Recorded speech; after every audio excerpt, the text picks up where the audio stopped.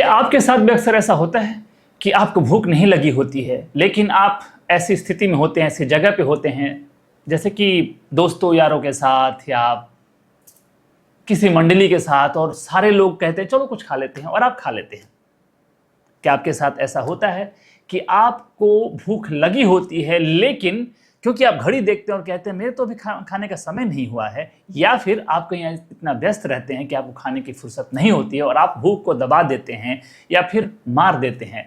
फिर थोड़ी देर बाद जब फुर्सत होती है तो आप बिना भूख के खा लेते हैं।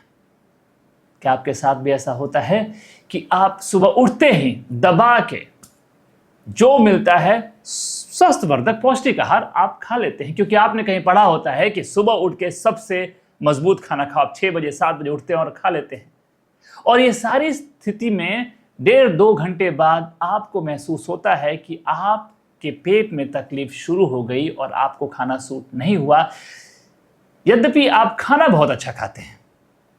अगर ऐसा आपके साथ होता है तो आप कहीं विरुद्ध आहार के शिकार तो नहीं हुए।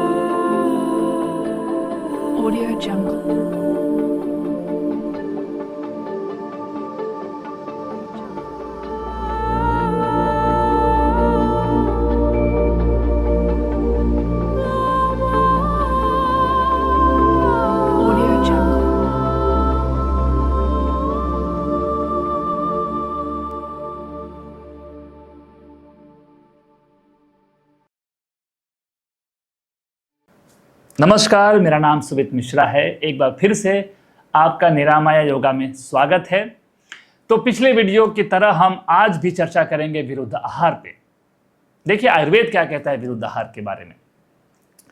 विरुद्ध आहार यानी कि इनकम्पैटिबल कॉन्ट्राडिक्टरी फूड, जो एक साथ फिट नहीं होते। हमने पिछले वीडियो में बात की थी।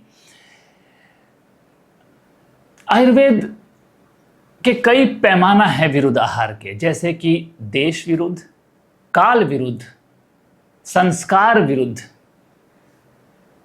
ऋतु विरुद्ध, दोष विरुद्ध, या फिर कहें तो प्रकृति विरुद्ध। कई तरह के ऐसे विरुद्ध आहार आयुर्वेद की संहिताओं में दिए गए हैं।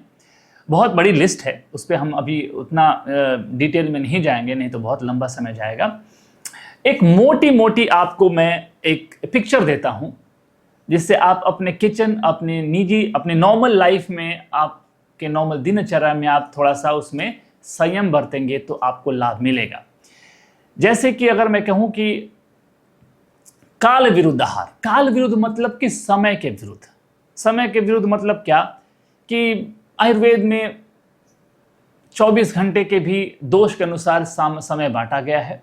जैसे कि सुबह 10 से 2 बजे का जो टाइम होता है वो आपकी अग्नि बहुत तीव्र होती है, मतलब आपकी जो जठराग्नि, जो डाइजेस्टिव फायर होता है वो बहुत तीव्र होता है। तो ये समय होता है कि आयुर्वेद कहता है कि आपको ज़रूर खाना चाहिए और अच्छा और मजबूत पौष्टिक आहार लेनी चाहिए।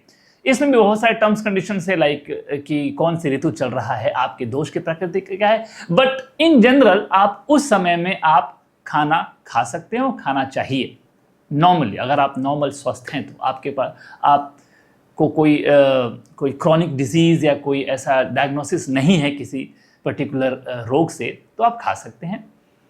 10 से पहले और 2 के बाद ये समय जो है ये हमारी अग्नि धीमी होती है, क्योंकि 10 से 2 के बीच का पित्त का समय होता है, और पित्त का समय मतलब अग्नि आपका ठीक रहता है, आपको खाना चाहिए।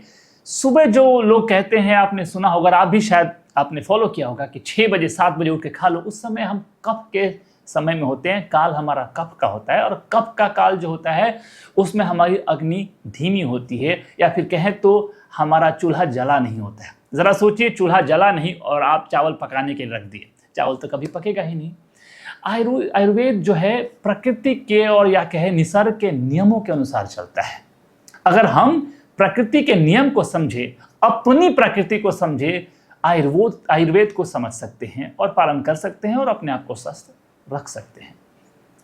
ये छोटा सा प्रकाश हमने डाला है काल विरुद्ध आहार पे। तो कफ का टाइम अग्नि विरुद्ध का टाइम है, मान अग्नि का टाइम, उसमें आप खाना जितना हो सके अवॉइड करें।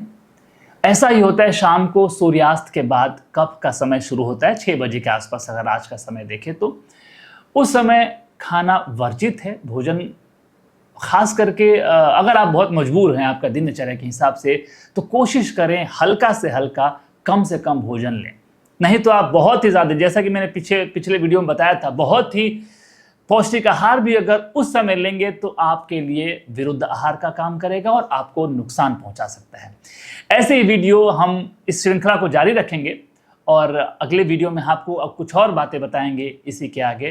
तब तक के लिए आप अपने आप को स्वस्थ रखें और अपना ध्यान रखें। नमस्कार।